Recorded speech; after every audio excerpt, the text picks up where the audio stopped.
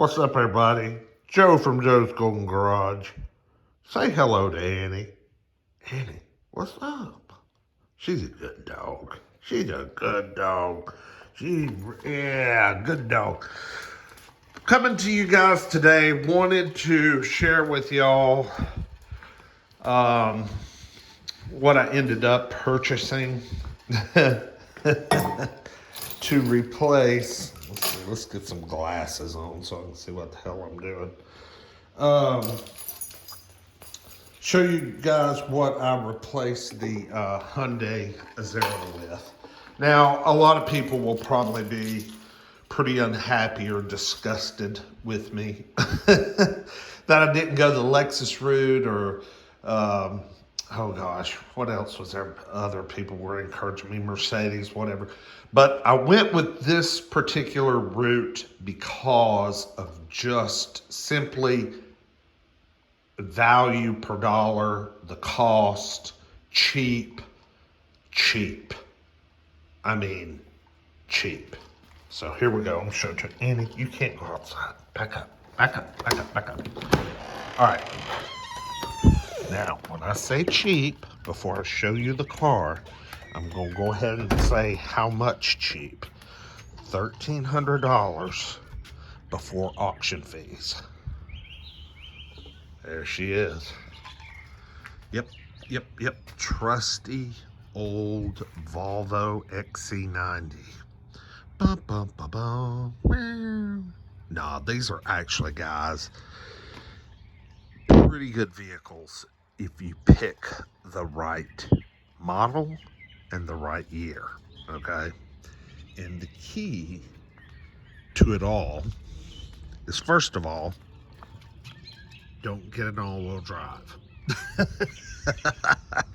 No, I mean, the all-wheel drives are okay, but you got to be careful with them because it does tear up if not maintained or improperly used. It can screw up, but this one seems to be fine. Okay, 2006 2.5 turbo, so it's the 5-cylinder. It's the last year of the 2.5 before Volvo went to the 3.2 transversely mounted inline 6. Now, I've bought a couple of those for my nieces that they all have at college in South Carolina and in Alabama, and they have been pretty darn reliable cars. But I personally prefer the 2.5 turbo. Just the old school 5-cylinder. It's just, it's just my favorite. And this one has been maintained pretty well. This car has a really sexy Carfax. It's a 3-owner car, but it has 38 service records on the Carfax, so it was pretty well maintained. Timing belt, got a timing belt change back in, I know it's kind of hard to read, but I matched it up with the Carfax.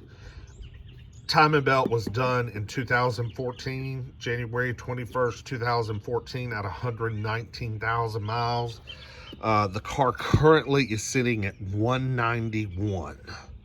So this timing belt's got, 72,000 miles on it. So it'll need to be changed sooner than later. But I think I still probably got a good 10 or 20,000 miles before I need to worry about doing that. Why was this thing so cheap? Well, it had a check engine light on. And I put my code reader on it before it went through the sale. And only had 2 codes. Sometimes you hook them up and you got damn 14 codes or whatever, but this one had 2 codes, and the codes were for mass airflow sensor, okay, this guy, okay, mass airflow sensor, which you can clean these, which I tried, but it didn't work. So I went ahead and ordered one, FCP Euro, guys, lifetime warranty. This was like $130. I accidentally put 2 in my cart. So I ended up with 2 new ones. Oops. So I got to send one of those back. But yeah, so it needed a mass airflow sensor. And I was also getting a code for under this little guy right here, this little cover here. You got these 2 shit, I can't remember, but take that panel off and there's exhaust solenoids here, one for the intake, one for the outtake, and I was getting a code for one of those, and YouTubing it showed me that what happens is they typically kind of get gummed up with some yucky oil, maybe oil that's gone too far between changes, and that can sometimes throw a code. And I will say, the last oil change on this car was done about 6,000 or 7,000 miles ago, and that's just a little too long, y'all. Especially, I mean, these turbocharged 2.5s, they're pretty bulletproof, but man, if you're running a turbo engine, please, God almighty, please change your oil every 3,000 miles, okay? Just do it. Turbos, the little impellers in those sumbitches are spinning at 200,000 and 300,000 RPM or whatever. I mean, it's some insane number how fast they're spinning. Keep them lubricated. Don't have no shitty oil running through them. Old, burnt up oil.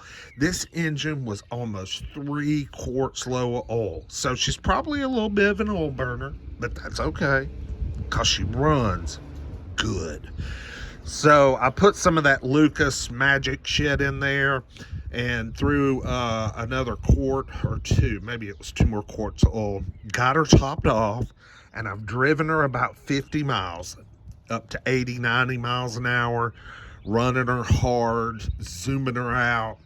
And this code for the solenoid has cleared itself up.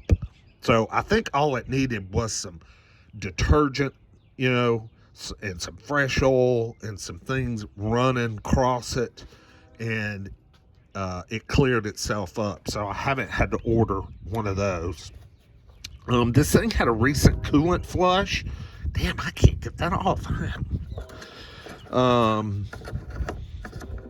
And it the clear shit, which is that the proper Volvo coolant? I don't know.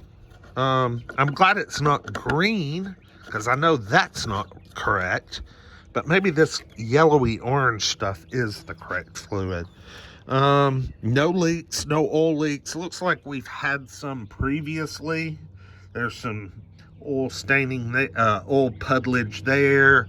I got some old puddlage back there. Might have been from cam seals at one point, but I currently don't have any active oil leaks that I know of, because nothing is reaching the ground. This has been sitting here for overnight since yesterday. The bottom of the car is dry as well, so we're in good shape. Headlights, you know, they're dingy. But the condition of this car is really good. The paint, just other than a few little minor, it needs a bath. It's got some mildew. The roof has some mildew on it. But look how, I mean, these alloy wheels aren't beat up. The car's not beat up. It doesn't have a single freaking door ding, not one. These things, of course, are ugly, so I'm going to try and get those off or improve it somehow. This is probably the worst wheel out of all of them, just because it has a little curb rash on it. But, I mean, the rest of them are really pretty damn good. And just no door dings is crazy. Oh, I do have this little spot here. but it's really just paint transfer. It's no there's no body damage. It's just some paint transfer. So I'm going to work on that. This is exactly how I got the car. I mean, I didn't even run it through the car wash yet. I need to do that. Those wheels. I think the condition of the interior, okay? Yeah, it's a little dirty. I got to clean it up. But look at the seats. Now, old XC90 seats go to shit, y'all. They just do. They were born that way. These are always just demolished, just shredded. These damn things break off and fall off. So the interior condition is really good on this one. It's got heated seats, which work great. It's got ice cold AC. I got a few stains on the headliner that I got to work on, but 99.9% of these, the headliner is just sagging ass, and this one is good. So, just the physical condition of it was so good. I couldn't pass it up, y'all. I mean, it was too freaking cheap.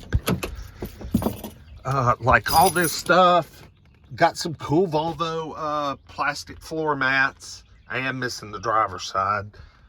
Hey, Coca-Colas. I forgot about those. So yeah, I got some nice mats. I got to eBay me a driver's one. How that one went missing, I have no idea. But like this right here, this stuff right here is always just broken, missing, gone. Look at these cup holders. Darn things look like they've never been used. Still even have the stupid dummy plug for the 12-volt outlet. So this is all looking good and proper, which I'm glad. Just needs a cleanup, y'all. It just needs a cleanup. I've got 2 new tires in the front, Walmart tires. I got another Walmart Goodyear right here, which is about 60-70% tread. And then I got a bald ass Primewell, which is a Firestone brand tire. Bald. That's how you screw up the 4-wheel drive system on these things. You can't be rolling 2 new tires here, 1 half-ass new tire there, 1 bald. You got to keep your tires the same, circumference or what have you. Otherwise, it will jack up the angle gear or the gearbox, whatever. I've read about it. You can do the same. No bueno. So I have ordered 2 new Walmart tires to match the 2 new ones on the front. They go on it Tuesday. I've also ordered new spark plugs. I'm going to go ahead and put new spark plugs in it. The big one that's holding me back on this from handing it over to my wife and saying, here's your car, give me my sob, this is your car, and I'm done, you do whatever, drive it, blow it up, sell it, I don't care, but I can't hand it over to her and my son until I put new rear shocks on this car. They are absolutely worn out to the point that this thing is almost dangerous. I mean, it really is. The damn thing, you hit a bump or go across a bridge and the ass end starts pogoing, and it feels like it's going to come around and meet you at the front. I mean, it's awful. So I got new rear shocks coming for it, and once I get those on, the 2 new tires, I'll have an oil change done, clean this mother up real good, spark plugs in, got the new mass airflow sensor already installed. She should be good to go. I think she'll be good to go. Let's cold start her. Well, what's it, 76 degrees? I don't believe that. But I haven't started her since last night. Here, we'll roll down the window even. She's a pretty good running car, y'all.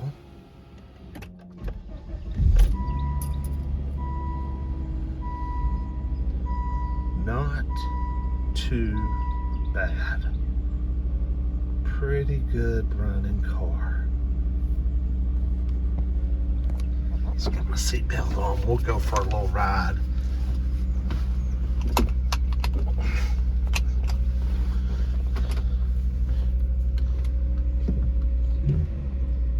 There we go. Idle down there a little bit.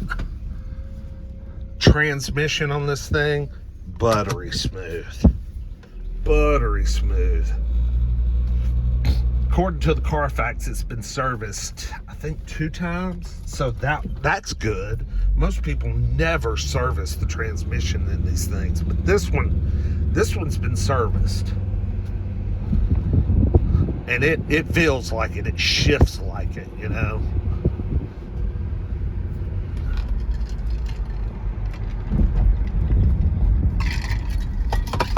We'll take her up here to the 4-lane.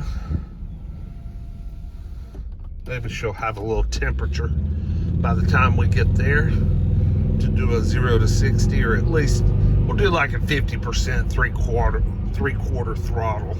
I don't want to just wind her out. Man, when you get to dealing with cars this old, this many miles, you just hate to beat on them, you know, especially when you're trying to preserve on it a little bit.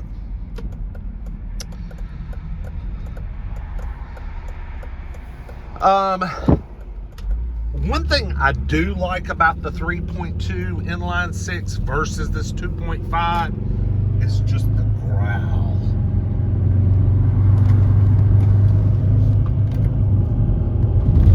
The 2.5 is very gritty, and it growls. You know what I'm saying? Hang on a second, I gotta clear off this camera. What's up with my focus? Oh well.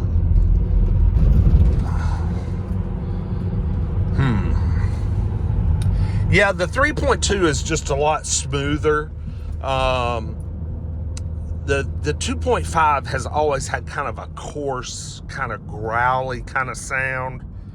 It's not, you know, I don't think it's horrible, but some people just don't like it. But I promise you, I think the 2.5 is just a better engine as far as reliability goes. Okay, we'll do a partial.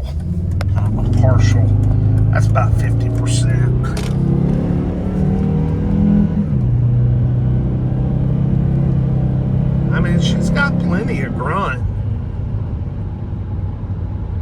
Plenty of grunt. Very smooth. Oh, the sun. Very smooth. And she rides good as long as the pavement is smooth.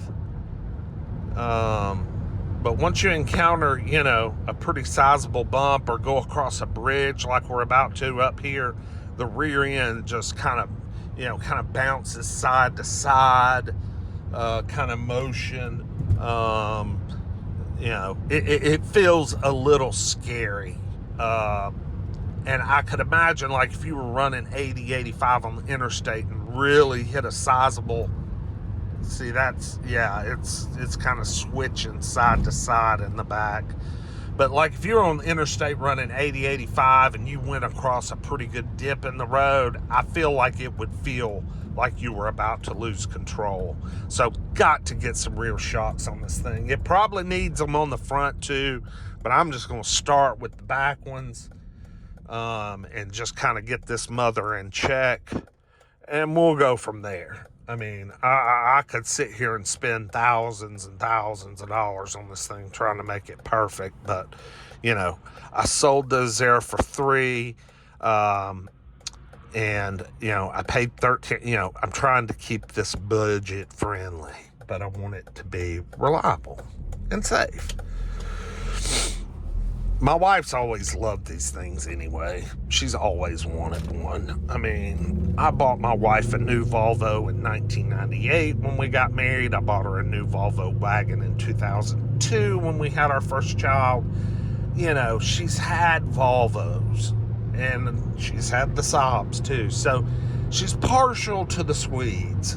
So, you know, when I was talking Lexus CS350 and all that, she was kind of like, that's like a Meemaw car. I don't want one. And of course, I was thinking they're damn good cars and they're reliable. But I won't, you know, why I continue to want to make sure she's happy is beyond me, but I'm doing so. So yeah, this is a great little cruiser, man. Just smooth, and as long as the pavement's smooth. Oh, check it out! It's a Scion IQ or whatever. That was a little two-seater. That one looks pretty cool. It's got some rims on it. So anyway, that's the intro to the Volvo XC90. I've got a couple of how-to videos I'm going to do on this thing as I work on it. I got a how-to video on the putting the mass airflow sensor on. I mean, this is easy stuff, y'all. But I went ahead and recorded it. Going to do, like I said, the spark plugs. I'm going to maybe try to do the rear shocks myself. That could be interesting. And then, of course, I got 2 new tires going on the rear on Tuesday. So, anyway, we'll kind of do some little videos as I get her cleaned up and get her fixed up and upload those as well. But anyway, just wanted to show y'all the wife's new ride. Appreciate you watching, all the comments, lots of new subscribers. Views are up. But like, comment, subscribe, and we will see y'all with the next one. Peace.